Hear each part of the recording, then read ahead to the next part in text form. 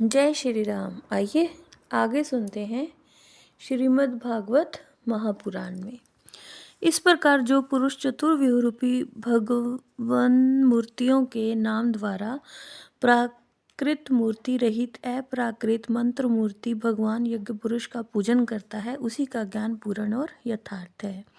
नारद जी ने कहा, ब्राह्मण, जब मैंने भगवान की आज्ञा का इस प्रकार पालन किया, तब इस बात को जानकर भगवान श्री कृष्ण ने मुझे आत्मज्ञान, ऐश्वर्य और अपनी भाव रूपा प्रेम भक्ति का दान दिया। व्यास जी, आपका ज्ञान पूर्ण है, आप भगवान की ही कीर्ति का, उनकी प्रेम में लीला का वर्णन कीजिए। उसी से बड़े बड़े ज्ञानियों की भी जिज्ञासा पूर्ण होती है। जो लोग दुखों के द्वारा बार बार रोंदे जा रहे हैं, उनके दुख की शांति इसी से हो सकती है और कोई उपाय नहीं है। इस पूरे 5वें अध्याय में नारद जी ने व्यास जी को भगवान के यश की महिमा का वर्णन किया और कहा कि आप चाहे कितना ही बड़ा ग्रंथ लिख लें, उससे कोई फायदा नहीं जब तक आप भगवान के नाम का यश नहीं गाएंगे। भगवान के नाम का यश गान करने में बहुत बड़ी उपलब्धि है। जो लोग परमार्थिक बुद्धि से रहित हैं और गुणों के द्वारा नचाए जा रहे हैं, उनके कल्याण के लिए ही आप भगवान की लीलाओं का सर्वसाधारण के हित की दृष्टि से वर्णन कीजिए।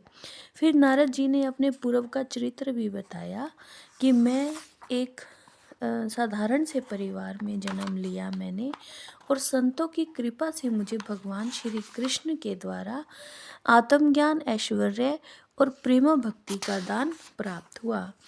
नारद जी ने साथ ही साथ ये भी बताया कि भगवान श्री कृष्ण के प्रति समस्त कर्मों को समर्पित कर देना ही संसार के तीनों तापों की एकमात्र औषधि है। जो कर्म हमें किसी न मृत्यु के चक्र में ले जाते हैं, अगर वो भगवान को समर्पित कर दिए जाएं, तब उनका कर्म पना ही नष्ट हो जाता है। और इस लोक में जो शास्त्र विहित कर्म भगवान की प्रसन्नता के लिए किए जाते हैं, उन्हीं से पराभक्ति युक्त ज्ञान की प्राप्ति होती है। नारद जी ने साथ ही साथ ये भी बताया कि जब संत महात्माओं की कृपा हो जाती है, तो ऐसे गुणतम ज्ञान की प्राप्ति हो जाती है जिसका उपदेश स्वयं भगवान अपने श्रीमुख से करते हैं। और फिर जो भक्त है वो माया के प्रभाव को जान लेता है, और उसको जान लेने के बाद फिर वो परम पद की प्राप्ति करता है।